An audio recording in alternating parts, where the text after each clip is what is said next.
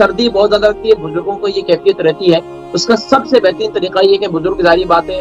چلنے پھرنے سے قاصر ہوتے ہیں، زیادہ ان کے جسم میں خون کا دوران نہیں ہوتا، اس کا سب سے بہترین حل یہ کہ ان کے جسم کا مساج کیا جائے، یعنی کہ ان کے ہاتھ پاؤں کا زیتون کا تیل، تل کا تیل، کلونجی کا تیل، ان 3 تیلوں سے ان کے جسم کا مساج کیا جائے تاکہ ان کے جسم کے اندر خون کے دوران پیدا ہو۔ اور اس کے علاوہ کوشش یہ کریں کہ ان کے لیے غذا کے اندر خاص طور پر صبح کے وقت میں، جیسے کہ میں نے آج نسخہ بتایا، بادام، ادرک، اور یہ جو میرا نسخہ بتایا بادام، ادرک اور گارلک، یعنی کہ اس کا جو میں نے پورا نسخہ بتایا ادرک کا اور